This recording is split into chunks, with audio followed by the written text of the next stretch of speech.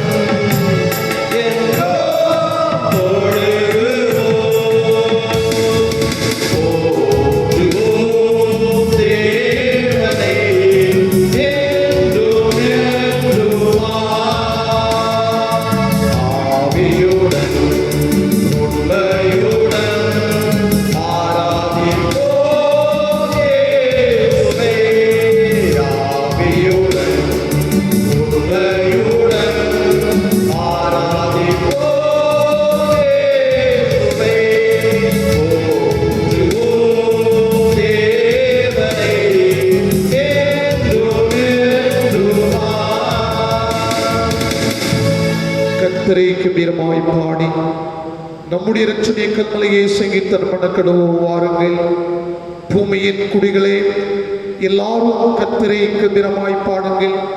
மகிழ்ச்சியோடே கர்த்தருக்கு ஆராதனை செய்து ஆனந்த சத்தத்தோடே அவர் சன்னதி முன் வாருங்கள். தேவன் ஆவியாயிருக்கின்றார். அவரை தொழுது கொள்ளுகின்றவர்கள் ஆவியோடும் உண்மையோடும் அவரை தொழுது கொள்ள வேண்டும். ஜெபம் செய்வோம். கிருபையும் இரக்கமும் நிறைந்த நல்ல ஆண்டவரே, மகிழ்ச்சிகரமான ஆசீர்வதிக்கப்பட்டு ஓய்வு நாளுக்காகவும் தெய்வீக ஆராதனைக்காகவும் ஆண்டவருக்கு நன்றி சொல்லுகின்றோம்.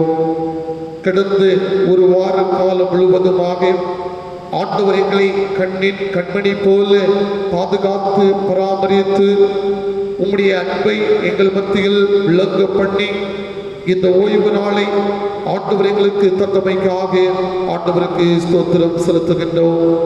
இரக்கத்தின் ஆண்டவரே, இந்த நேரத்திலும் குடும்பமாக உம்முடைய திருச்சமூகத்தை இல்லங்களிலிருந்து நோக்கி பார்க்கின்ற பொழுது ஆண்டுடைய பிரசனத்தை நிறைவாக தன்னுடைய வாழ்க்கையில் பெற்றுக்கொள்ள ஆண்டவர் துணை தர வேண்டும் என்று ஆண்டவர் நோக்கி நாங்கள் ஜெபிக்கின்றோம். இந்த தொழுகையை ஆண்டவரே நீர் எங்களுக்கு ஆசீர்வாதமாக்கி தருவீராக.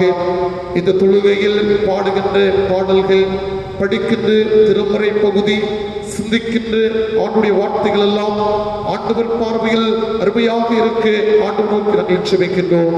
இந்த தொழுகை நிறைவரையிலும் உடைய கிருபை இருக்கட்டும். புதிகனமையை யாவற்றையும் ஆண்டவருக்கே செலுத்துகிறோம். மீட்பர் மூல சுமகையிலும் அற்புத நல்ல கடவுளே, ஆமென். ஆண்டவரை போற்றும் வண்ணமாக நாம் அனைவரும் எழுந்து இணைந்து கீர்த்தனைகளில் 7வது கீதத்தை பாடுவோம். கீதம் எண் 7. ஆகமங்கள் புகழ் வேதா நமோ நமோ, வாகு தங்கு குரு நாதா நமோ நமோ என்ற பாடலை பாடுவோம். கீதம் எண் 7.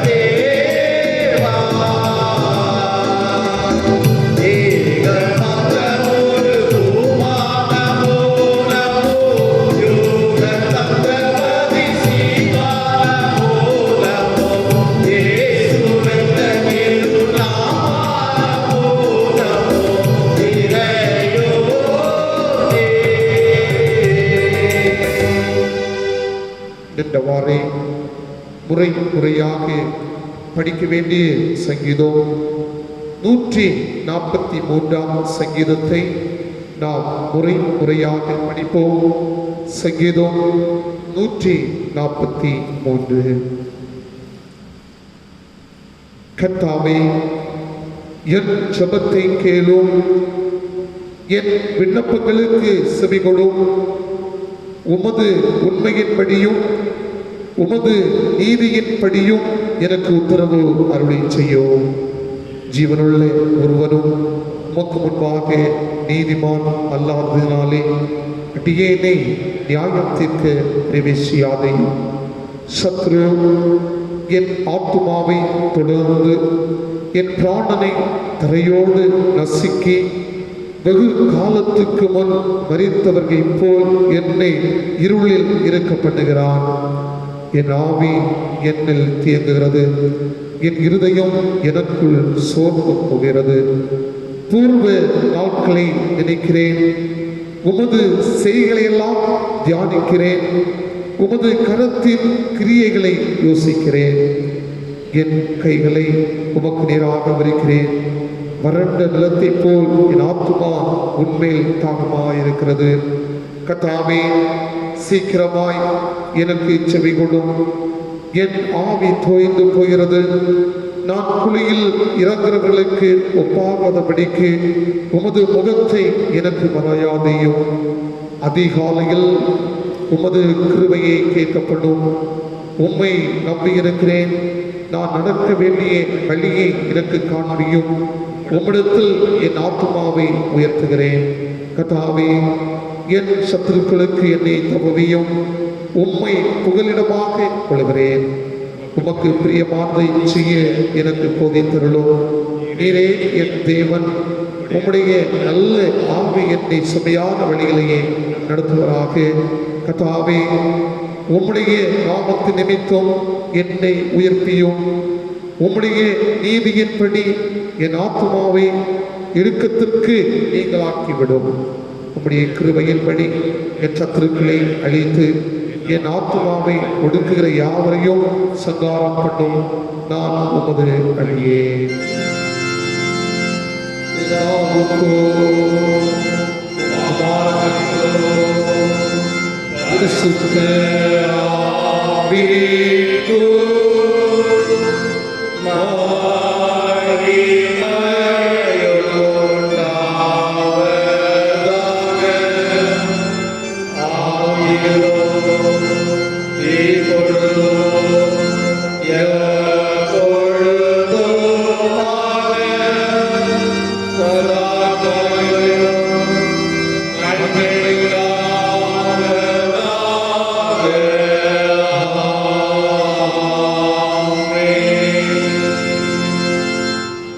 அனைவரும் முழங்கால் படியில் நம்முடைய பாவங்களை நாம் அறிக்கை செய்வோம்.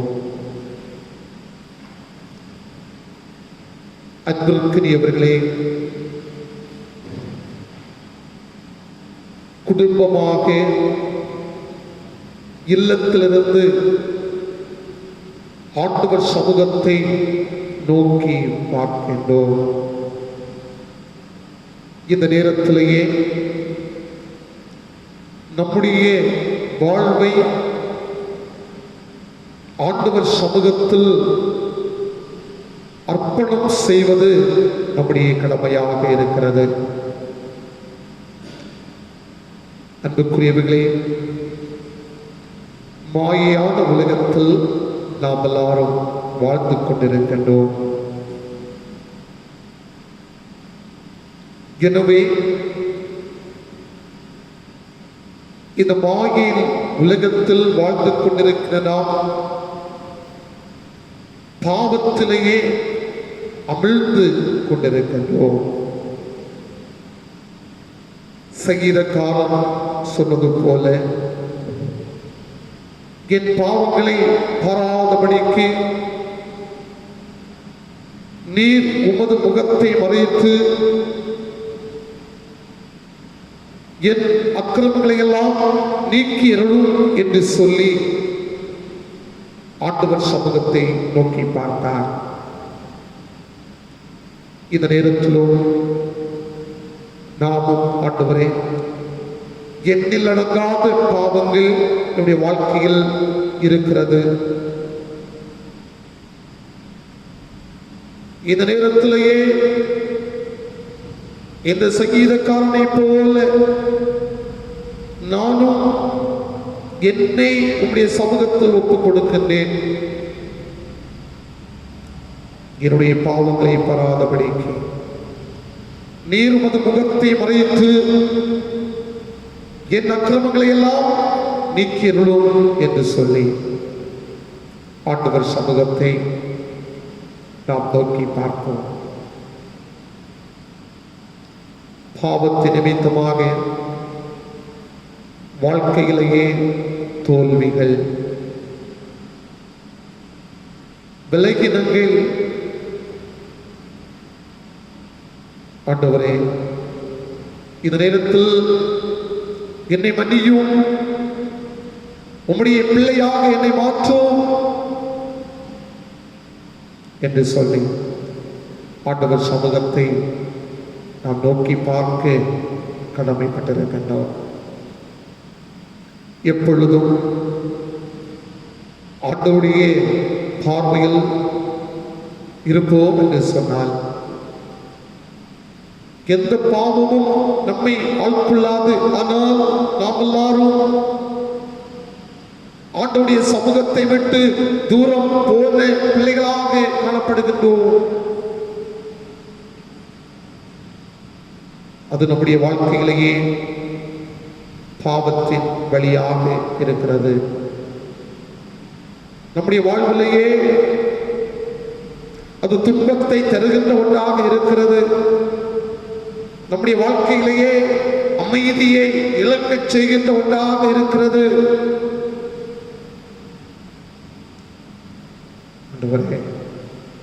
நீர் பயன்படுத்துகின்ற ஒரு பாத்திரமாக என்னை மாற்று. திருமறையில் இளைய குமாரனுடைய வாழ்வு முறையை நாம் எண்ணி பார்ப்போம். தன்னுடைய தந்தையை விட்டு தூரம் சென்றார். வாழ்க்கையில் நிம்மதியை இழந்தார். தன்னுடைய தகப்பன் வீட்டை நோக்கி பார்த்தார். பரத்துக்கு விரோதமாக உமக்கு முன்பாகவும் நான் பாவம் செய்தேன் என்று தன்னுடைய வாழ்வை அர்ப்பணம் செய்தார். தந்தையோடு இணைக்கப்பட்டு மகிழ்ச்சியான அனுகூலம். ஆண்டவரே, உமது சமூகத்தை விட்டு என்னை தள்ளாமல், உமது பரிசுத்த ஆவியை என்னிடத்திலிருந்து எடுத்துக் கொள்ளாமல் இருக்கிறோம். உமது இரட்சணியத்தின் சந்தோஷத்தை திரும்பவும் எனக்கு தந்து உற்சாகமான ஆவி என்னை தாங்கும்படி செய்யும் என்று ஆண்டவர் சமூகத்தை நோக்கி பார்ப்போம். ஆண்டவர், இந்த நேரத்தில் அறிக்கை இடுகின்றேன். திரும்பவும் நான் பாவத்திலேயே விழுந்து போகாதவனே என்னை பாதுகாத்துக் கொள்ள வேண்டும். உம்முடைய பிள்ளை என்கின்ற ஒரு அந்தஸ்தை எல்லா நேரத்திலும் நான் பெற்று ஒரு மகனாக மகளாக காண நீர் எனக்கு கிருபை செய்யும் என்று சொன்னேன். ஆண்டவர் சமூகத்தில் நம்மை ஒப்புக் கொடுத்து அனைவரும் இணைந்து திரும்ப விழாது பாரும் என்று அந்த பாடல் வரிகளை பாடி நாம் நம்முடைய பாவங்களை நாம் அறிக்கை செய்வோம். திரும்ப விழாது பாரும் இயேசு நாயகா, கிருபை விழாது பாரும் இயேசு நாயகா, இயேசு நாயகா, இயேசு நாயகா, கிருபை விழாது பாரும் இயேசு நாயகா.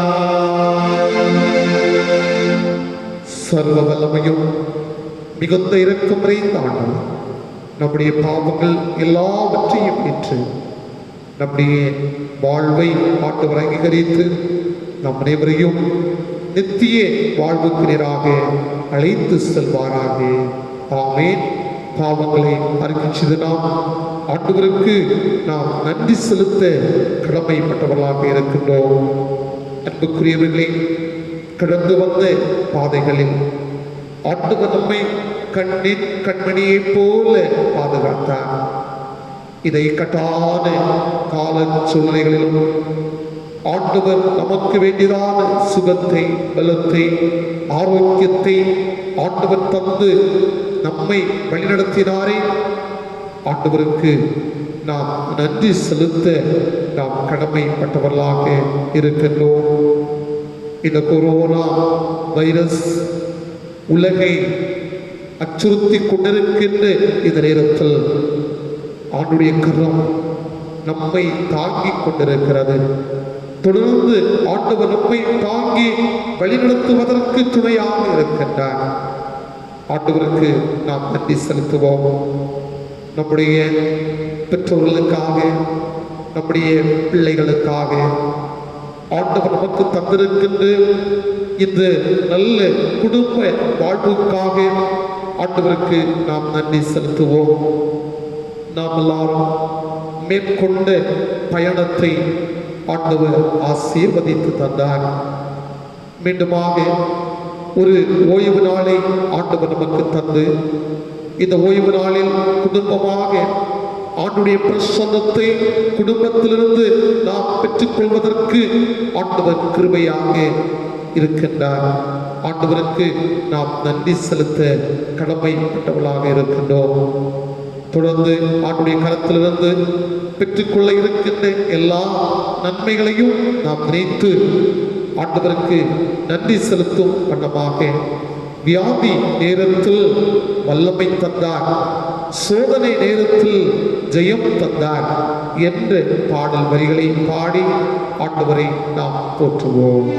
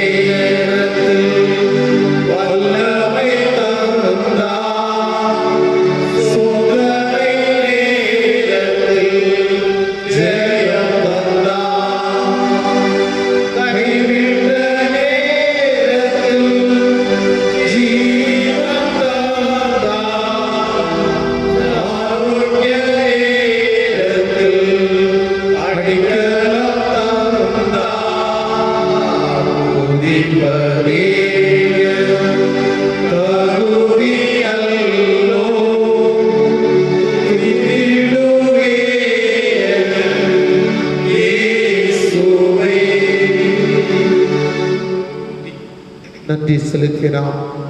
ஆண்டவரே, கற்றுத் தந்த ஜெபத்தை அனைவரும் இணைந்து சொல்லுவோம். பரமண்டலங்கள் பிதாவே, இப்படி நாமம் பரிசுத்தப்படுவதாக, இப்படி ராட்சியம் வருவதாக, இப்படி சுத்தம் பரமண்டலத்தில் செய்யப்படுவது போல பூமியிலையும் செய்யப்படுவதாக. எங்கள் வேண்டிய ஆதரத்தை அன்று எங்களுக்கு தாரும். எங்களுக்கு உதமாய் குற்றம் செய்வதற்கு நாங்கள் மன்னிக்கிறது போல எங்கள் பாவ குற்றங்களை எங்களுக்கு மன்னியும். எங்களை சோதனைக்கு பிரவேசிக்க பண்ணாமல் தீமையிலிருந்து எங்களை ரட்சித்துக் கொள்ளும். ராட்சியமும் வல்லமையும் மகிமையும் என்று நினைக்கப்படுவீர்களே. ஆமென். அமருங்கள்.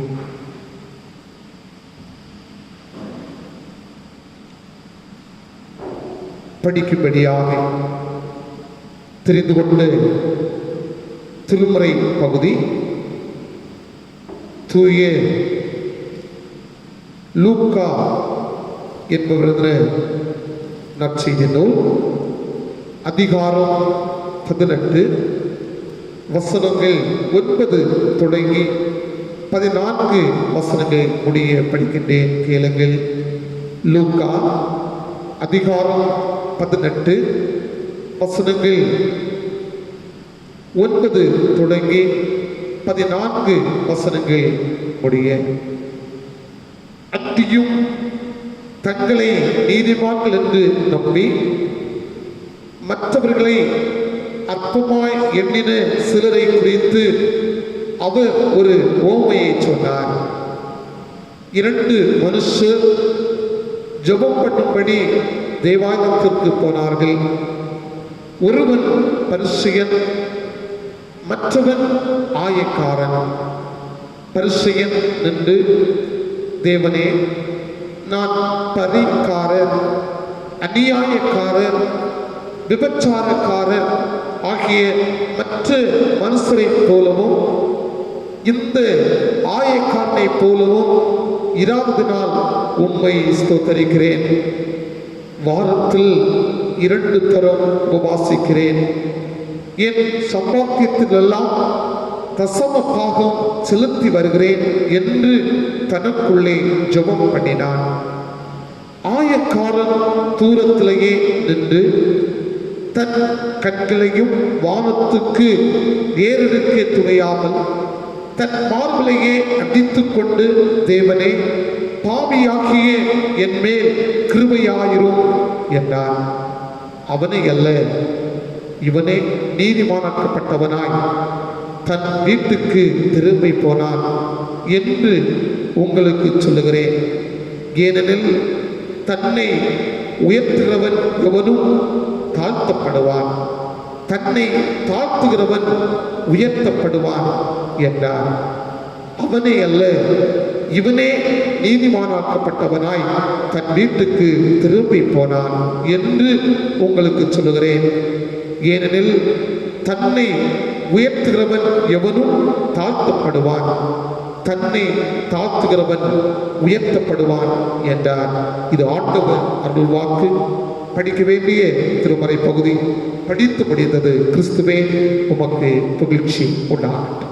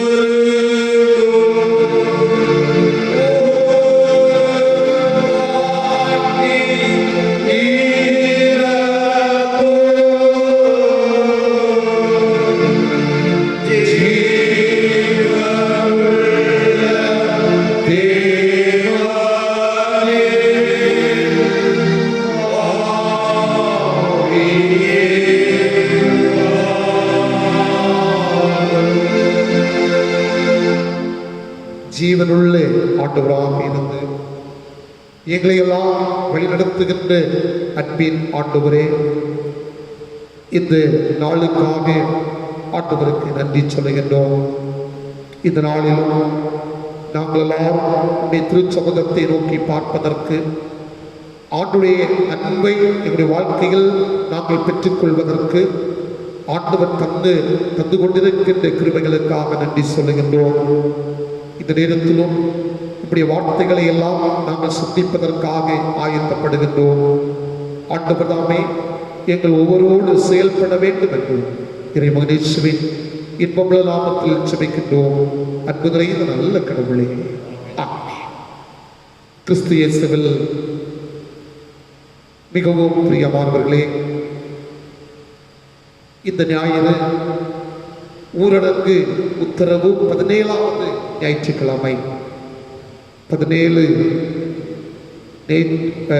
ஞாயிற்றுக்கிழமை ஆலயத்திலேயே கூடி வந்து ஆண்டவரை ஆராதிக்க முடியாத இந்த சூழ்நிலையிலும் குடும்பமாக இருந்து ஆண்டுடைய அன்பை பெற்றுக்கொள்வதில் ஆண்டவர் பிரியப்படுகின்றார்.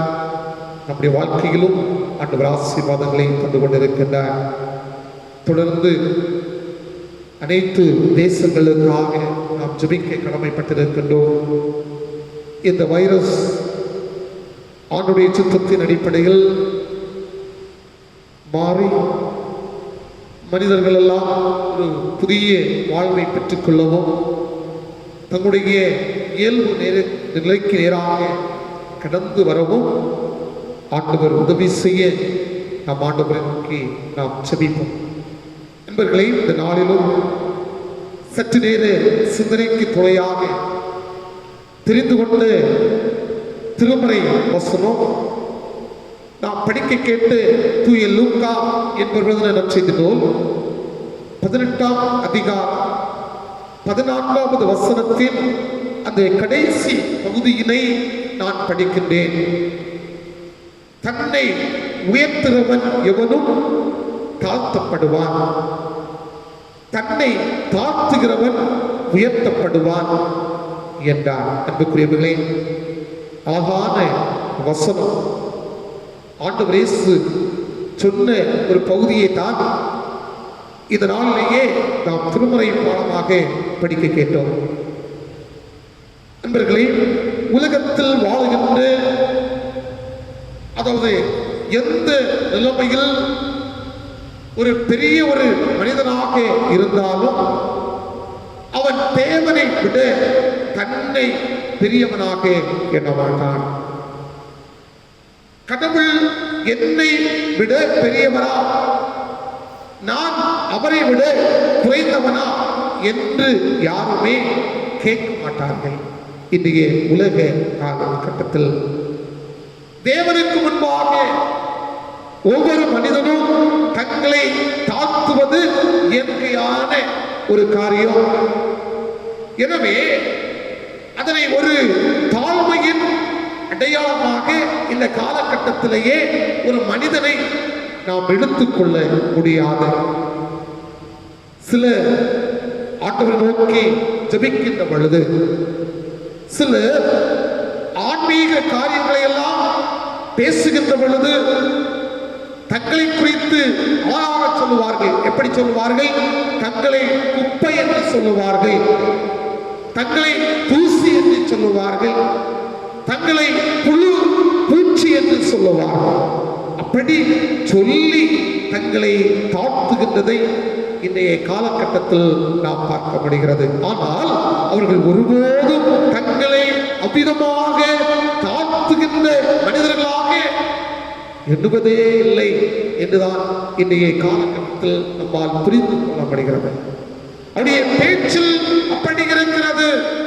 ஆனால் தங்களை அவர் தாழ்த்துகின்ற ஒரு மனிதனாக இந்த உலகத்தில் வாழுகின்ற மனிதன் இல்லை என்பதை நாம் தெளிவாக புரிந்து கொள்ள வேண்டும். அது செயல்படாத ஒரு பக்தி பரவச தாழ்மையை அன்றி உண்மையான பண்பு நிறைந்த மனத்தாழ்மை இல்லை என்பதை நாம் புரிந்து கொள்ள வேண்டும். ஆனால் உண்மையான தாழ்மை என்று சொன்னால் நம்மை ஆண்டவருக்கு முன்பாக தாழ்த்திக் கொள்ளுகின்ற அந்த ஒரு நிலையோடு நின்று விடாமல் நம்மோடு வாழ்ந்து கொண்டிருக்கின்ற சக மனிதர்களுக்கு முன்பாகவும் நம்மை தாழ்த்தி கொள்ளுவதுதான் அது ஒரு தாழ்மையின் சிகரம் என்பதை நாம் புரிந்து கொள்ள வேண்டும். அன்புக்குரியவர்களை, தெளிவாக ஆண்டவர் சொல்லுகின்ற காரியம் இந்த பகுதியை நாம் பார்க்கின்ற பொழுது இங்கே தாழ்மை ஒரு கிறிஸ்தவ அருளில் முக்கியம் நிறைந்த ஒன்று. அது இறைவனுடைய பார்வையிலேயே பிரியமான ஒன்று. நாம் படிக்க கேட்ட அந்த பகுதி பரிசேயரும் ஆயக்காரர் ஓமையின் ஒரு பகுதியாக சொல்லப்படுகிறது. ஆனால் அந்த இரண்டு நபர்களிலும் ஒரு மனிதன் தன்னை தாழ்த்தினான், ஒரு மனிதன் தன்னுடைய வாழ்க்கையில் இருந்த உயர்வான குணங்களை எல்லாம் சொல்லி ஆண்டவர் சமூகத்தை வாஞ்சித்துக் கொண்டிருக்கின்ற ஒரு நிலைமையினை இந்த பகுதியிலேயே நாம் பார்க்கின்றோம். திருமறையிலேயே தாழ்மையை குறித்து பல பகுதிகளில் நம்மால் படித்து பார்க்க முடிகிறது. 1 பேதுரு 3ஆம் அதிகாரம் 4வது வசனத்தை நீங்கள் படித்து பார்க்கின்ற பொழுது மனித உள்ளத்தில் மறைந்திருக்கும் பண்புகளாகிய பணிவும் அமைதியுமே உங்களுக்கு அழியாத அலங்காரமாய் இருக்கட்டும் என்று சொல்லி சொல்லப்படுகிறதும், அது ஆண்டவருடைய பார்வையில் அதுவே விலை உயர்ந்தது என்று சொல்லி சொல்லப்படுவதை அந்த பகுதி நமக்கு தெளிவாக அங்கே சொல்லப்படுவதை நாம் பார்க்க முடியும். அன்புக்குரியவர்களே, தாழ்மை மிக முக்கியமான ஒன்று. அதை ஆண்டவர் விரும்புகின்றார். அந்த தாழ்மையின் அடிப்படையிலேயே ஒரு மனிதனுடைய வாழ்க்கை, ஒரு குடும்ப வாழ்க்கை அது ஆசீர்வாதம் நிறைந்த ஒன்றாக இருக்கிறது. அந்த தாழ்மையின் அடிப்படையில் தான் ஆண்டவர் நம்முடைய வாழ்க்கையில் நிபந்தனைகளோடு கூடிய ஆசீர்வாதங்களை தந்து உதவுகின்றார். இதை நாம் தெளிவாக புரிந்து கொள்ள வேண்டும். பழைய ஏற்பாட்டிலும் புதிய ஏற்பாட்டிலும் அநேக பரிசுத்தவான்கள் தங்களுடைய வாழ்க்கையை தாழ்த்தினத்தின் காரணமாக வாழ்க்கையிலேயே மிக மிக முக்கியமான இடங்களில் அமர்ந்தார்கள். ஆண்டுடைய கரத்திலிருந்து நன்மைகளை வாழ்க்கையில் பெற்றுக் கொண்டார்கள் என்று சொல்லி நாம் பார்க்கின்றோம். ஆதியாகமம் 18வது அதிகாரத்தை நீங்கள் படித்து பார்க்கின்ற பொழுது சோதோம் நகருக்காக அங்கே ஆபிரகாம் மன்றாடுகின்ற பொழுது அவர் தன்னுடைய வாழ்வை தாழ்த்துகிறதை அந்த பகுதி நமக்கு சொல்லுகிறது. ஆதியாகமம் 18ஆம் அதிகாரம் 27வது வசனத்தை நீங்கள் படித்து பார்க்கின்ற பொழுது தூசியும் சாம்பலுமான நான் என்று சொல்லி ஆபிரகாம் தன்னுடைய வாழ்க்கையை தாழ்த்துகிறதை, கடவுள் சமூகத்திலேயே அர்ப்பணித்து அவர் பேசுவதை அந்த பகுதியிலேயே நாம் தெளிவாக பார்க்கின்றோம். அது மட்டுமா, நினிவே அங்கே ராஜா, அன்புக்குரியவர்களே, நினிவே ராஜா அங்கே தன்னுடைய தேசத்து மக்கள் எல்லாரும் அழிவதாக அங்கு சொல்லப்படுகின்ற அந்த வார்த்தைக்கு அவர் ஆண்டவர் சமூகத்தில் தன்னை தாழ்த்தி அர்ப்பணித்ததை திருமறையில் தெளிவாக நாம் பார்க்கின்றோம். அது மட்டுமா, நமக்காக தன்னுடைய வாழ்வை தந்த, நம்மை எல்லாம் ஒரு மீட்பின் அடிப்படையிலேயே நம்மை வழிநடத்துவதற்காக தன்னை ஒப்புக் கொடுத்து இயேசுநாதருடைய வாழ்க்கை கூட அமிதமாகத்தான் இருந்தது. பிலிப்பியர் 2வது அதிகாரத்தை நாம் படித்து பார்க்கின்ற பொழுது, சிலுவை சாவை ஏற்கும் அளவிற்கு கீழ்ப்படிந்து அவர் தம்மையே தாழ்த்தி கொண்டார் என்று சொல்லி நாம் பார்க்கின்றோம். இதற்காக தாழ்த்தினார். அவருடைய சாயலிலேயே படைக்கப்பட்டிருக்கின்ற மனிதர்கள் எல்லாரும் வாழ்வு பெற வேண்டும். நாம் எல்லாரும் வாழ்வு பெறுவதற்கு இயேசு தன்னை தாழ்த்தி நாம் எல்லாரும் இப்படிப்பட்ட ஒரு வாழ்வை நாம் பெற்றிருக்கின்றோம். அன்புக்குரியவர்களே, இந்த நேரத்திலேயே குடும்பமாக ஆண்டுடைய திரு சமூகத்தை நோக்கி பார்த்து கொண்டிருக்கின்ற, ஆண்டுடைய வார்த்தைகளை கேட்டுக் கொண்டிருக்கின்ற நம்முடைய வாழ்க்கை எப்படிப்பட்டதாக இருக்கிறது? இந்த நேரத்திலேயே நாம் தாழ்வு மனப்பான்மை உள்ள மக்களாக, நம்முடைய குடும்பம் தாழ்வு மனப்பான்மை உள்ள ஒரு குடும்பமாக இருக்கும் என்று சொன்னால், ஆண்டவர் அவர்களை, அவருடைய குடும்பத்தை ஆண்டவர் உயர்த்துகின்றார். அன்புக்குரியவர்களே, இன்று அநேக மக்களை தங்கள் தாழ்த்துவதை பார்க்க முடிகிறது. அநேக மக்கள் வசதியாக இருக்கின்றார்கள். ஆண்டவர் கொடுத்த வசதியின் அடிப்படையிலும் அவர்கள் தங்களுடைய வாழ்க்கையை தாழ்த்துகின்ற ஒரு சூழ்நிலையை நாம் இன்றைய காலகட்டத்தில் நாம் தெளிவாக பார்க்கின்றோம். இதற்காக கடவுள் பயத்தோடு தங்களை தாழ்த்துகின்றார்கள். ஏன்? என்னுடைய வாழ்க்கை முன்னேற வேண்டும், என்னுடைய குடும்பம் ஆசீர்வாதமாக இருக்க வேண்டும், ஆண்டவருடைய குடும்பத்தை, என்னுடைய வாழ்க்கையை கண்ணோக்க வேண்டும் என்கின்ற ஒரு நிலைமையோடு அன்புக்குரியவர்களே, மனுஷன் இன்றைய காலகட்டத்திலேயே நாம் எண்ணி பார்க்கின்ற பொழுது கொலை, களவு, விபச்சாரம் இப்படிப்பட்டதான முறைகளில் தன்னுடைய வாழ்க்கையை ஒப்புக் கொடுத்திருக்கிறதை நாம் பார்க்க முடிகிறது. பாவத்திலேயே தன்னுடைய வாழ்க்கையை சீரழித்துக் கொண்டிருக்கிறதை நாம் பார்க்க முடிகிறது. அன்புக்குரியவர்களே, ஆக நாம் நம்மை தாழ்த்துகின்ற பொழுது ஆண்டவர் நம்மில் பிரியமாக இருக்கின்றார். இது இரண்டுமே பரிசேயர் இந்த ஆயக்காரனுடைய வாழ்க்கை முறையை நாம் திருமறையில் படித்து பார்க்கின்ற பொழுது, முதலாவதாக இந்த பரிசேயனுடைய வாழ்க்கையை நாம் சிந்திக்க கடமைப்பட்டிருக்கின்றோம். ஏன் அங்கே ஆண்டவர் விதமான ஒரு பதிலை சொன்னார்? அந்த பரிசேயனுடைய பாவம் என்ன? அவருடைய பாவம் என்ன என்று சொன்னால், அவன் தன்னை தானே உயர்த்தினான். அதுதான் அவருடைய ஒரு மிக பெரிய பாவம் என்று சொல்லி திருமறையை படித்து பார்க்கின்ற பொழுது நம்மால் புரிந்து கொள்ளப்படுகிறது. பரிசேயன் தன்னை அங்கே உயர்த்தினான். ஆகவே தான் ஆண்டவர் சொல்லுகின்றார், தன்னை உயர்த்தனுடைய ஜீவியத்தில் கடவுள் இல்லை என்பதை ஆணித்தரமாக அவர் சொல்லுகிறதை திருமறையில் நாம் பார்க்கின்றோம். கடவுளை அறிந்திருக்கின்ற ஒரு மனிதன் தன்னை ஒரு நாளும் ஒரு நேரமும் உயர்த்த மாட்டார். ஆண்டவரை யார் அறிந்திருக்கின்றார்களோ அவர்கள் தங்களை தாழ்த்துகின்ற மக்களாக இருக்கின்றார்கள். பாருங்கள், இந்த பரிசேயனுடைய எண்ணம் என்ன? தன்னை பற்றிய ஒரு பெருமையான எண்ணமுடையவன் பரிசேயன். அவருடைய வார்த்தைகள் ஆண்டவருக்கு ஆண்டவரால் அதை அங்கீகரிக்க முடியாத ஒரு வார்த்தையாக இருக்கிறது.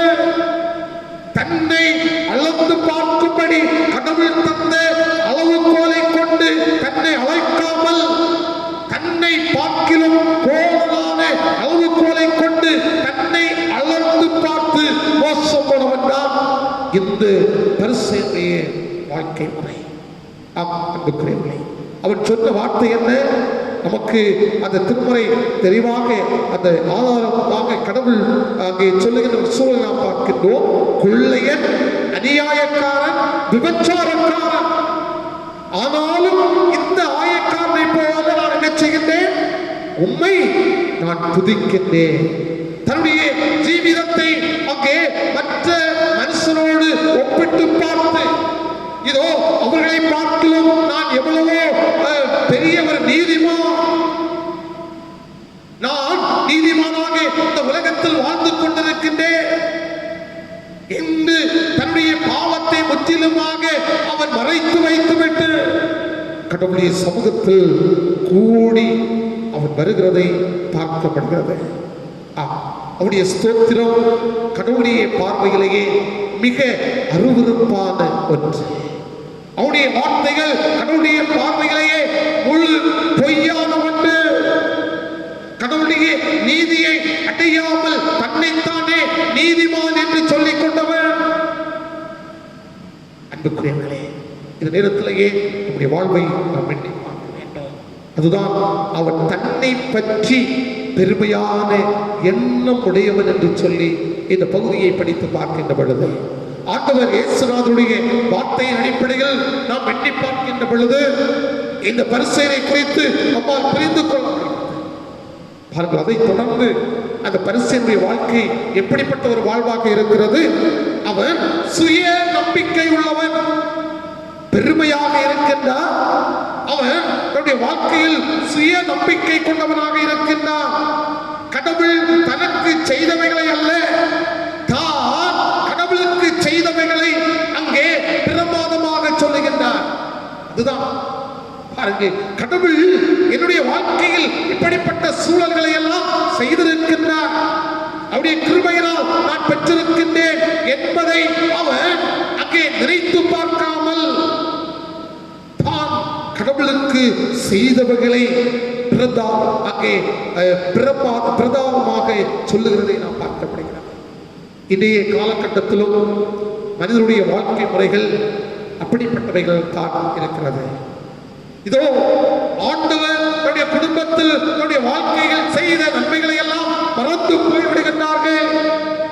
அதை தாண்டி இதோ என்னுடைய வாழ்க்கையில் நான் பெற்றவைகள் எல்லாம் என்னுடைய திறமையினால், என்னுடைய ஞானத்தினால் என்பதை சொல்லிக் கொண்டிருக்கிறதை இன்றைய காலகட்டத்தில் நாம் பார்க்கின்றோம். இந்த பரிசேயன் என்ன சொல்லுகின்றார்? நான் வாரத்தில் 2 தரம் உபவாசிக்கின்றேன், என்னுடைய வருவாயில் எல்லாம் நான் 10ல் 1 ஆண்டுடைய சமூகத்தில் நான் கொடுக்கின்றேன் என்று தன்னுடைய சுய கிரியைகளிலே அவன் நம்பிக்கை கொண்டவனாக, கடவுளிடமிருந்து ஏதாவது நன்மையை தேடி வந்தவனாக அல்ல, தன்னுடைய வாழ்க்கை முறையை அவன் ஒப்பிட்டு பார்க்கின்றவனாக, பிறரோடு ஒப்பிட்டு பார்க்கின்றவனாக அந்த இடத்திலேயே கடந்து வந்தான் சொல்லி பார்க்கின்றோம். அன்புக்குரியவர்களே, இந்த நேரத்திலேயே நாம் இந்த பரிசேயனை போல காணப்படுகின்றோமா? ஆண்டவர் என்னுடைய வாழ்க்கையில் தந்த நன்மைகளை எல்லாம் நாம் நினைத்து பார்க்க மறந்து போனவர்களாக இருக்கின்றோமா? இவைகளெல்லாம் இதோ எனக்கு நான் பெற்ற ஒரு செல்வம் என்கின்ற ஒரு நிலைமையில் நாம் அதை சொல்லிக் கொண்டிருக்கின்றோமா? அன்புக்குரியவர்களே, அவனோடு கடவுள் அவனுக்குள்ளாக இல்லை என்பதை நாம் தெளிவாக புரிந்து கொள்ள வேண்டும். இந்த பகுதியோடு கடவுளை மறந்து தன்னை உயர்த்தின நேபுகாத்நேச்சரை குறித்து திருமறை நமக்கு என்ன சொல்கிறது? அவர் மிருகத்தனமாக தாழ்த்தப்பட்டார் என்று சொல்லி இவ்வளவாக சொல்லப்படுகிறது. இங்கே நேபுகாத்நேச்சர் தன்னுடைய வாழ்க்கையை உயர்த்தி காட்டினார். ஆனால் அவருடைய வாழ்க்கை கடைசியாக மிருகத்தனமாக தாழ்த்தப்பட்டான் என்று சொல்லி நாம் பார்க்கின்றோம். இன்று மனிதர்கள் பொதுவாக என்ன எண்ணம் கொண்டிருக்கின்றார்கள்? உயர்வான பெருமைகளையும் அவர்கள் தன்னுடைய வாழ்க்கையில் கொண்டிருப்பதை நாம் பார்க்கின்றோம். தன்னுடைய வாழ்க்கையில் வருகின்றவைதான் சிறந்தவை, மற்றவரிடமிருந்து வருகின்றவை கீழானவை என்பதை நினைத்து பார்க்கின்ற மக்களாக இன்றைய உலகத்திலேயே மனிதர்கள் வாழ்கின்றார்கள். அன்புக்குரியவர்களே, இந்த நேரத்தில் நம்முடைய வாழ்க்கை இந்த பரிசேயனுடைய வாழ்வை போல இருக்கிறதா என்று நாம் எண்ணி பார்க்க வேண்டும். கடவுளுடைய ஆசீர்வாதம் என்னுடைய குடும்பத்தை ஆளுகிறது, என்னுடைய வாழ்க்கையை ஆசீர்வதித்துக் கொண்டிருக்கிறது. இந்த தேசம் இன்றைய காலகட்டத்திலேயே பலவிதமான இன்னல்கள் மத்தியில் சென்று கொண்டிருக்கின்ற ஒரு காலகட்டமாக இருக்கிறது. இந்த நாட்களில் நாம் யாருமே நாம் பெரியவன் என்று சொல்ல முடியாது. வல்லரசு நாடு என்று சொன்ன அமெரிக்கா கூட இன்றைய நாட்களிலேயே பலவிதமான இக்கட்டான சூழ்நிலைகளை சந்தித்துக் கொண்டிருக்கிறது. அன்புக்குரியவர்களே, கடவுளுடைய சித்தம் தான், கடவுளுடைய சித்தத்தின் அடிப்படையில் நாம் வாழ்ந்து கொண்டிருக்கின்றோம் என்பதை நாம் புரிந்து கொள்ள வேண்டும். அதான் எதிலும் ஆண்டவருடைய சித்தத்திற்கு நம்மை தாழ்த்த நாம் அழைக்கப்படுகின்றோம். இரண்டாவதாக, இந்த ஆயக்காரனுடைய வாழ்வை நாம் எண்ணி பார்க்கின்ற பொழுது, இந்த ஆயக்காரன் அடைந்த உயர்வு என்ன, அவருடைய வாழ்க்கையிலேயே உயர்வான வாழ்வை பெற்றுக் கொள்வதற்கு காரணம் என்ன, அவன் எவ்வளவு பயபக்தியுடன் கடவுளுடைய சமூகத்தில் காணப்படுகின்றான். இந்த பகுதி நமக்கு தெளிவாக சொல்கிறது. எப்படி? கடவுளே, பாவியாகிய என் மேல் நீ எதிர்ச்சையும் இரக்கமாயிரும். எவ்வளவாக அவர் சொல்லுகின்றார். இவருடைய வாழ்வினை கருத்தில் கொண்டு நாம் நம்முடைய வாழ்க்கையை ஆராய்ந்து பார்க்க வேண்டும். அன்புக்குரியவர்களே, சரியான இடத்தில் தன்னை இந்த ஆயக்காரன் நிறுத்துகின்றார்.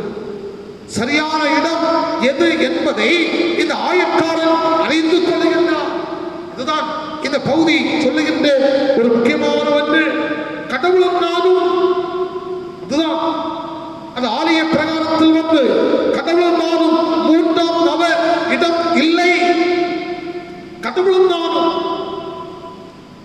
இந்த நாட்களில் மனிதனுடைய வாழ்க்கை முறை மூன்றாம் நபரை தேடி செல்லுகின்றவர்களாக இருக்கின்றார்கள். குருவையோ பிரசங்கியாரோ அல்லது இறைவாக்குரைக்கின்றவர்களோ. ஆனால் அப்படிப்பட்ட ஒரு தன்மை அல்ல. சரியான இடம் எது? என்னுடைய வாழ்க்கையை அப்பளம் செய்வதற்கு, என்னுடைய வாழ்க்கையிலேயே நாம் உயர்வான வாழ்வை பெற்றுக் கொள்வதற்கு சரியான இடம் எது என்பதை இந்த ஆயக்காரன் கண்டு அந்த இடத்திலேயே அவன் கடந்து வருகிறதை நாம் பார்க்கின்றோம். ஆராதனைகளும் ஜப கூட்டங்களுக்கும் உற்சாகமாக போகின்றார்கள். ஆண்டவரை தனித்து சந்திக்க மனிதர்களுக்கு தைரியம் இன்றைய காலகட்டத்தில். அதுதான், ஆண்டவரை தைரியமாக சந்தித்து நானும் ஆண்டவரும் என்கின்ற ஒரு நிலைமையிலேயே அவர்கள் நிற்க முடியாமல் இன்று மக்கள் தவித்துக் கொண்டிருக்கிறதை நாம் பார்க்க முடிகிறது. ஆனால் இந்த ஆயக்காரன் அப்படி அல்ல. சரியான இடத்தில் தன்னை நிறுத்தினான். அவன் செய்த அறிக்கை, கடவுளே, பாவியாகி என் மேல் இரக்கமாயிரும், உடைய வாழ்க்கையிலேயே நீர் இறங்கியருளும். அந்த ஒரு வார்த்தையிலேயே அவருடைய சகல பாவங்களும் அடங்கி இருக்கிறது. அந்த ஒரு வார்த்தையிலேயே அவருடைய வாழ்க்கையில் உயர்வான நிலைமைக்கு கடந்து செல்வதற்கு தன்னை ஆயத்தப்படுத்தக்கூடிய ஒரு வார்த்தையாக அமைந்திருக்கிறது என்று சொல்லி இந்த பகுதி நமக்கு தெளிவாக சொல்லுகிறது. அதுதான் இந்த ஆயக்காரன் உயர்த்தப்பட்டான். கடவுளுடைய பார்வையில் அவன் உயர்வான ஒரு நிலைமையிலேயே நிற்கின்றான், நீதிமானாக்கப்பட்டான் என்று சொல்லி திருமறை நமக்கு தெளிவாக சொல்லுகிறது. இந்த உலக வாழ்க்கையிலேயே உயர்வு என்கின்ற நிலைமையிலேயே நாம் நினைக்கின்ற ஒன்று என்ன? உயர்வான கல்வி, மேலான பதவி, உயர்ந்த அந்தஸ்து, ஐஸ்வர்யம், அதாவது தோட்டம் துறவுகள், இப்படிப்பட்டவைகளை எல்லாம் நாம் நினைக்கின்றோம். உடைய வாழ்க்கையிலேயே உயர்வான உலகம் என்று என்னை போற்றுகின்றது என்று சொல்லி பாருங்கள். இதற்கு கூட அந்த யோவானை நான் முன்னிறுத்துகின்றேன். அந்த யோவானுடைய வாழ்க்கையை நாம் எண்ணி பார்க்க வேண்டும். அவனுடைய உடை ஒட்டக மயிர், அங்கே உணவு என்ன? வெட்டுக்கிளியும் தேனும், வீடு வாசல் கிடையாது, உயர் உத்தியோகமும் இல்லை. அவன் ஏறி செல்ல வாகனம் இல்லை, அவனை தொடர்ந்து செல்ல வேலைக்காரர்கள் இல்லை. அங்கே எல்லோரும் யோவானை பார்த்த பொழுது அவன் அற்பமானவன் என்று அனைத்து மக்களுடைய பார்வையில் காணப்பட்டான். ஆனால் இறைவனுக்கு முன்பாக இந்த யோவான் பெரியவன். இறைவனுக்கு முன்பாக அந்த யோவான் பெரியவனாக இருக்கின்றான் என்பதை நாம் எண்ணி பார்க்க வேண்டும். சங்கீதம் 32:1 என்ன சொல்வது தெரியுமா? எவரது குற்றம் மன்னிக்கப்பட்டதோ, எவரது பாவம் மறைக்கப்பட்டதோ அவன் போற்றப்பட்டவன், அவன் உயர்வானவன், அவன் பெரியவன் என்று சொல்லுகிறதை அந்த சங்கீதம் 32:1 சொல்லுகிறதை நம்மால் புரிந்து கொள்ளப்படுகிறது. அன்புக்குரியவர்களே, ஆண்டுடைய சமூகத்தை குடும்பமாக எண்ணி பார்த்து கொண்டிருக்கின்ற இந்த நேரத்திலேயே இதோ நம்முடைய வாழ்க்கையை நாம் எண்ணி பார்க்க வேண்டும். இந்த ஆயக்காரனை போல நாம் எண்ணி பார்க்க வேண்டும். ஆயக்காரனை போல நம்முடைய வாழ்வை தாழ்த்த வேண்டும். அதான் திருமறை வசனம் சொல்கிறது, தன்னை தாழ்த்துகின்றவன் உயர்வு ஒரு வாழ்க்கையை பெற்றுக் கொள்கிறான் என்று சொல்லி. ஒரு சமயத்திலேயே ஒரு நாட்டினுடைய அரசன், அந்த அரசன் தன்னுடைய நாட்டை நன்றாக ஆட்சி புரிந்து வந்தார். பாருங்கள், திடீரென்று சொல்லி பஞ்சம் ஏற்படுகிறது அந்த நாட்டிலேயே.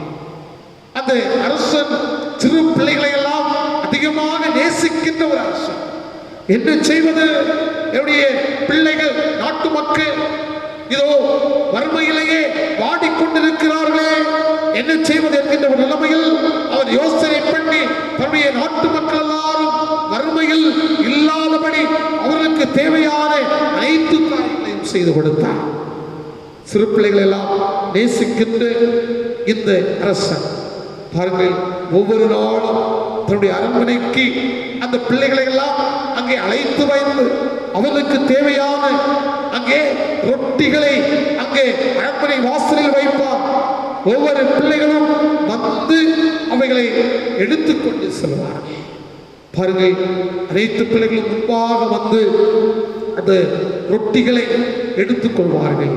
ஆனால் ஒரே ஒரு பிள்ளை மட்டும் அது கடைசியாக சென்று அந்த ரொட்டியை எடுத்துக்கொள்ளும். எல்லோரும் பெரிய பெரிய ரொட்டிகளை எடுத்துக்கொள்வார்கள். கடைசியாக அந்த சிறிய ரொட்டி மட்டுமே அங்கே இருக்கும். எல்லா நாளும் இந்த பிள்ளை அங்கே எல்லோரும் எடுத்து போன பின்பு அங்கிருக்கிற இந்த சிறிய ரொட்டியை எடுத்து சொல்லுங்க விளக்கம். அரசர் எல்லா நாட்களும் இந்த சிறு பிள்ளையை கவனிக்கின்றார். எல்லா நாட்களும் இந்த சிறு பிள்ளையை கவனிக்கின்றார். பாருங்கள், கடைசியாக ஒரு நாளிலேயே அந்த ரொட்டிக்குள்ளாக ஒரு மோதிரத்தை வைத்து அந்த இடத்தில் வைத்து விட்டார்.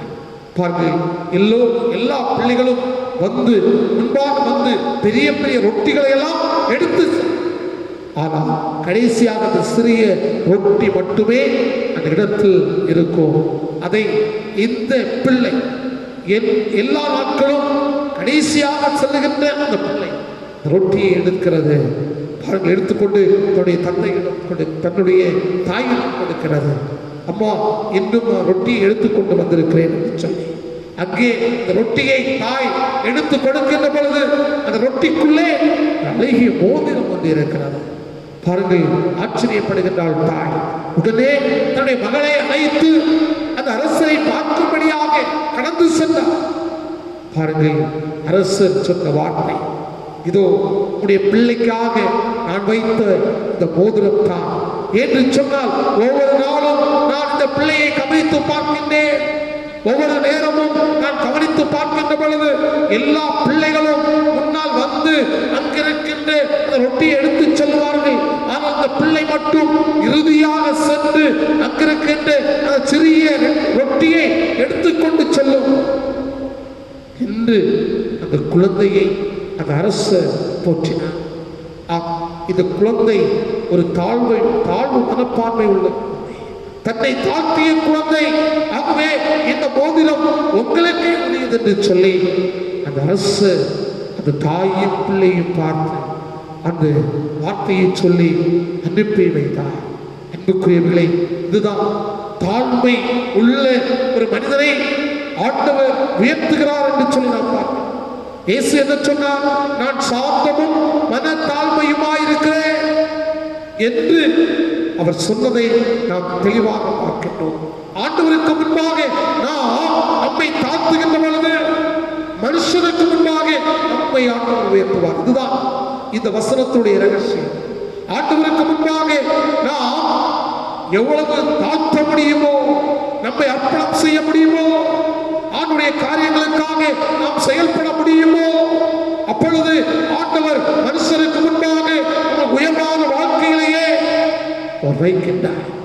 அதற்கு ஒரு அடையாளமாகத்தான் அப்படி ஆண்டவர் இயேசு இந்த உலகத்திலேயே மீட்பராக சிலுவையில் மரண பரியந்தமும் தன்னை தாழ்த்தினவராக ஆண்டவர் இயேசு காணப்பட்டார் என்று சொல்லி நாம் திருமறையை படித்து பார்க்கின்ற பொழுது நம்மால் புரிந்து கொள்ள முடியாது. அன்புக்குரியவர்களே, இதோ ஆண்டவருக்கு முன்பாக நம்மை தாழ்த்துவோம். இதோ பரிசேயனை போல, இந்த ஆயக்காரனை போல ஆண்டவர் சமூகத்திற்கு முன்பாக நம்மை தாழ்த்து நாம் கடமைப்பட்டிருக்கின்றோம். ஒவ்வொரு நாளும் நம்மை தாழ்த்துகின்ற பொழுது ஆண்டவர் நம்மை கரம் பிடித்து வழிநடத்துகின்றார். வாழ்க்கையில் மகிழ்ச்சியை தருகின்றார், அமைதியை தருகின்றார், நல்ல சுகத்தை தருகின்றார், ஆரோக்கியத்தை தருகின்றார். இந்த உலகத்திலேயே நடமாடி கொண்டிருக்கின்ற இந்த கொள்ளை நோயிலிருந்து ஆண்டவர் நம்மை பாதுகாக்கின்றார், பராமரிக்கின்றார். அதற்கு ஆயக்காரனை போல அவருடைய சமூகத்தில் நாம் ஒப்புக் கொடுக்க நாம் நிலையத்திலேயே இணைக்கப்படுகின்றோம். தன்னை உயர்த்துகிறவன் எவனும் தாழ்த்தப்படுவான், தன்னை தாழ்த்துகிறவன் உயர்த்தப்படுவான். தாழ்மையின் சிந்தை உள்ளவர்களாக இந்த உலகத்தில் வாழ்ந்து ஆண்டவர் தருகின்ற ஆசீர்வாதங்களை நாம் பெற்று இந்த உலகத்தில் மகிழ்ச்சியோடு வாழ்வோம். ஆண்டவர் தாமே இந்த வார்த்தைகளின் மூலமாக நம் அனைவரையும் ஆசீர்வதித்து வழிநடத்துவாராக. நாம் அனைவரும் எழுந்து நின்று நம்முடைய விசுவாசத்தை நாம் அறிக்கை செய்வோம். வானத்தை பூமியை படைத்து சர்வ வல்லமையுள்ள பிதாவாகிய தேவனை விசுவாசிக்கிறேன். அவருடைய ஒரே குமாரனாகிய நம்முடைய நாதர் இயேசு கிறிஸ்துவை விசுவாசிக்கிறேன். அவர் பரிசுத்த ஆவியினாலே கன்னிமரியாத்தில் பிடித்து பிறந்தார். பொது பிலாத்துவின் காலத்தில் பாடுபட்டு சிலுவையில் வைத்து மரித்து அடக்கம் பண்ணப்பட்டு பாதாளத்தில் இறங்கினார். 3ஆம் நாள் மருத்துவத்துக்கு எழுந்தினார். பரப்படத்தில் கேறி சர்வ வல்லமுள்ள பிதாவாகியதுடைய வலது பாசத்தை வீற்றிருக்கிறார். அவ்விடத்திலிருந்து உயிரோரையும் மரித்தோரையும் நியாயம் தீர்க்க வருவார். பரிசுத்தாவை விசுவாசிக்கிறேன். பொதுவாக இருக்கிற பரிசபையும் பரிசுவானுடைய ஐக்கியமும் பாவ மன்னிப்பும் மரித்தோர் உயிர்த்தெழுதலும் நித்திய ஜீவனும் என்று விசுவாசிக்கிறேன். நின்றவாறே இந்த தொழுகை நிறைவாக ஞான பாடலில் 447வது ஞான பாடலை நாம் பாடுவோம். ஞான பாடல் எண் 447. சீர்திராமல் திக்கில்லாமல் இயேசுவண்டை சேர்வேன், அவளோடும் ஆசையோடும் திருப்பாதம் அண்டுவேன் என்ற பாடலை நாம் அனைவரும் இணைந்து பாடுவோம். ஞான பாடல் எண் 447.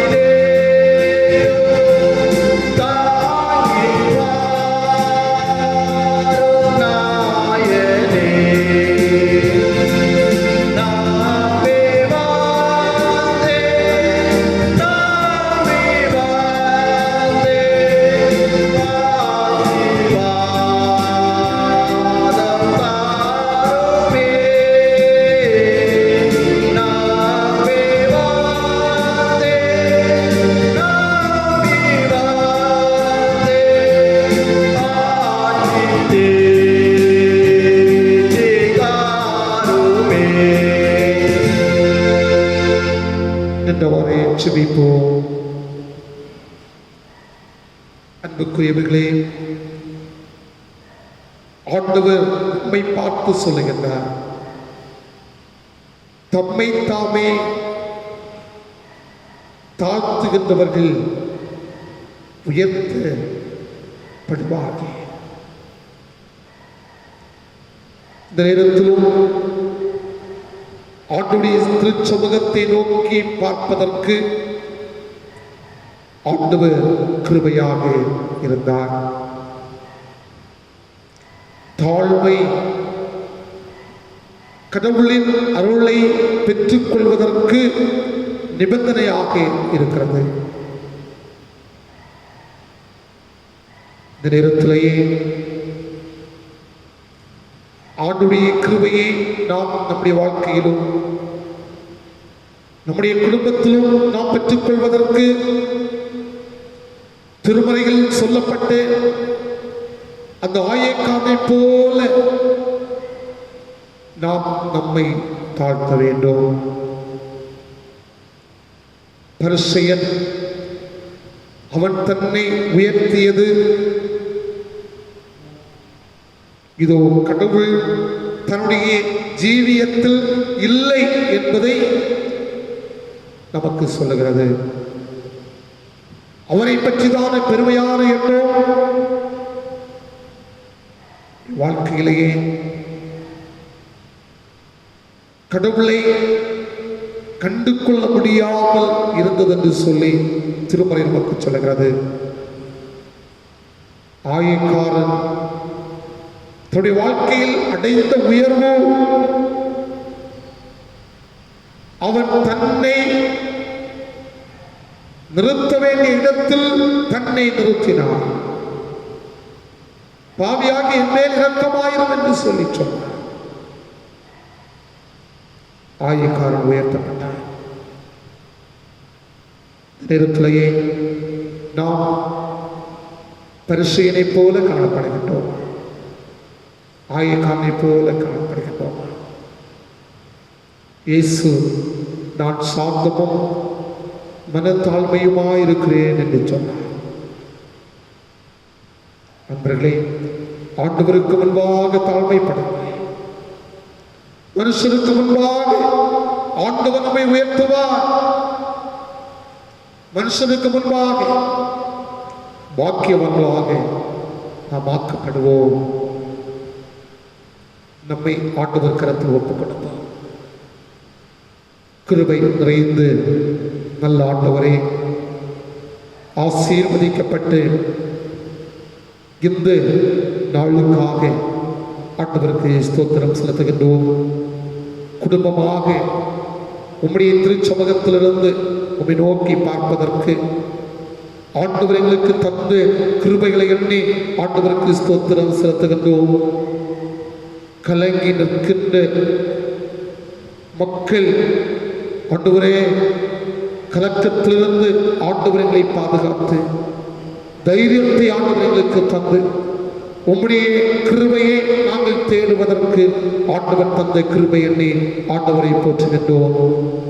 இல்லங்களிலிருந்து உம்மை நோக்கி பார்க்கின்ற ஒவ்வொரு பிள்ளைகளையும் ஆண்டவர் கண்ணின் கண்மணி போல பாதுகாத்துக் கொள்ள வேண்டும் என்று ஆண்டவர் நோக்கி நாங்கள் ஜெபிக்கின்றோம். ஐயா, இந்த நாட்களிலும் கொரோனா வைரஸ் நிமித்தமாக ஆண்டவரே பல சூழ்நிலைகளில் மக்கள் தன்னுடைய வாழ்வாதாரங்களை இழந்து நிற்கின்ற நேரத்தில் ஆண்டுடைய கிருபை ஒவ்வொரு பிள்ளைகளோடு கூட தங்கியிருக்க வேண்டும் என்று ஆண்டவர் நோக்கி நாங்கள் ஜெபிக்கின்றோம். ஐயா, இந்த கொள்ளை நோயை ஆண்டவர் தேசங்களிலிருந்து அகற்ற வேண்டும் என்று நாங்கள் ஜெபிக்கின்றோம். எங்களுடைய விண்ணப்பங்களை எல்லாம் ஆண்டவர் கேட்டருள வேண்டும் என்று ஆண்டவர் நோக்கி நாங்கள் ஜெபிக்கின்றோம். இரக்கம் நிறைந்தவரே, இந்த நாட்களிலும் ஆண்டவரே உலகத்தினுடைய தலைவர்கள் எடுத்துக்கொள்கிற எல்லா முயற்சிகளையும் ஆண்டவர் வாய்க்க பண்ணுவீராக. ஒவ்வொரு டாக்டர்ஸ்களுக்காக நாங்கள் ஜெபிக்கின்றோம் ஆண்டவரே.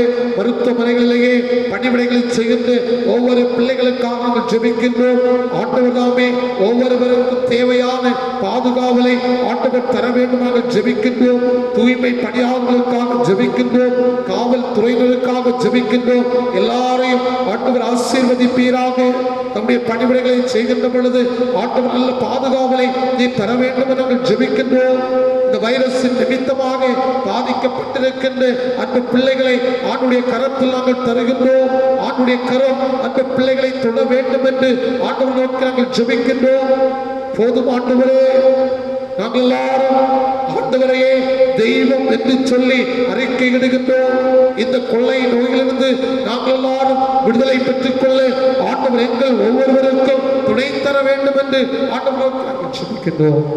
இரக்கத்தின் ஆண்டவரே, என்னுடைய திருச்சபைக்காக வேண்டுதல் செய்கின்றோம். திருப்பணிவிடைகளுக்காக ஸ்தோத்திரம். என்னுடைய திருச்சபையை சார்ந்திருக்கின்ற ஒவ்வொரு குடும்பங்களுக்காக ஆண்டவருக்கு நன்றி சொல்லுகின்றோம். இப்பட்டுமாக வழிநடத்தின தெய்வம் தொடர்ந்து ஒவ்வொரு குடும்பங்களையும் பிள்ளைகளையும் ஆண்டவர் வழிநடத்த வேண்டும் என்று ஆண்டவருக்கு சொல்லுகின்றோம். எல்லாரும் ஆண்டவருக்கு சாட்சியாக ஜீவிக்க ஆண்டவர் துணை செய்வீராக. பணிவிடைகளை நிறைவேற்றுகின்ற பிள்ளைகளோடும் ஆண்டுடைய கிருபை நிறைவாக தங்கியிருக்க வேண்டும் என்று ஆண்டவர் நோக்கி நாங்கள் ஜெபிக்கின்றோம். இந்த வாரத்திலும் பிறந்த நாளை, திருமண நாளை நினைவு கூறுகின்ற அந்த பிள்ளைகளோடு ஆண்டுடைய கிருபை நிறைவாக தங்கியிருக்க வேண்டும் என்று உம்மை நோக்கி நாடுகின்றோம். நாட்களிலும் ஆண்டவரே, ஆயர் இல்லத்திற்காக ஆண்டவர் நாங்கள் எடுத்துக்கொள்ளுகின்ற முயற்சிகளை எல்லாம் ஆண்டவர் காண்கின்றேன். ஆண்டவர் வாய்க்கப்பட வேண்டும் என்று உம்மை நோக்கி நாங்கள் ஜெபிக்கின்றோம். அருமையான பிள்ளைகள் எல்லாம் ஆண்டவரே, இந்த ஆயர் இல்லத்திற்காக காணிக்கைகளையும் நன்கொடைகளையும் தந்து ஆண்டவரை ஆண்டுடைய நாமத்தை மகிமைப்படுத்த ஆண்டவர் துணைத்தார். இந்த நாளிலும் படைக்கப்பட்டிருக்கின்ற எல்லா காணிக்கைகளையும் ஆண்டவர் ஏற்றுக்கொள்ள வேண்டும் என்று ஆண்டவர் ஜெபிக்கின்றோம். கொடுங்கள், அப்பொழுது உங்களுக்கு கொடுக்கப்படும் என்று சொல்லியிருக்கின்றேன்.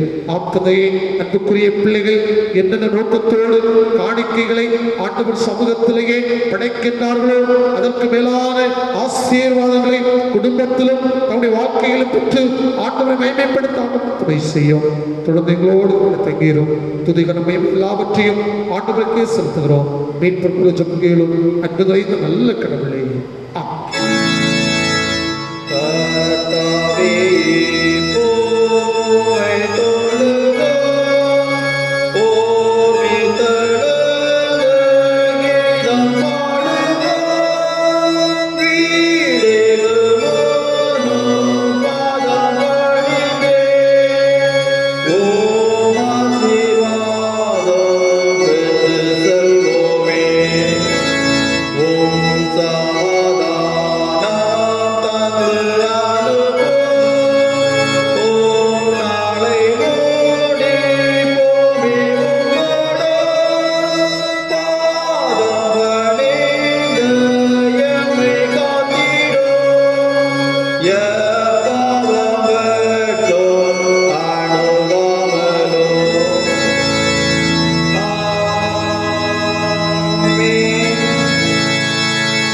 ஆண்டவர்களை ஆசீர்வதித்து உங்களை காக்க கடவுள். ஆண்டவர் தம்முடைய முகத்தை உங்கள் மேல் பிரகாசிக்க பண்ணி உங்கள் மேல் கிருபையாயிருக்க கடவுள். ஆண்டவர் தம்முடைய முகத்தை உங்கள் மேல் பிரசன்னமாக்கி இப்பொழுதும் எப்பொழுதும் உங்களுக்கு சமாதானம் கட்டளையிட கடவுள். நமது ஆண்டவராகிய இயேசு கிறிஸ்துவின் கிருபையும் கடவுளுடைய அன்பும் தூய ஆவியானவரின் ஐக்கியமும் அனைவரோடும் இன்றும் என்று நிலைத்திருப்பதாக.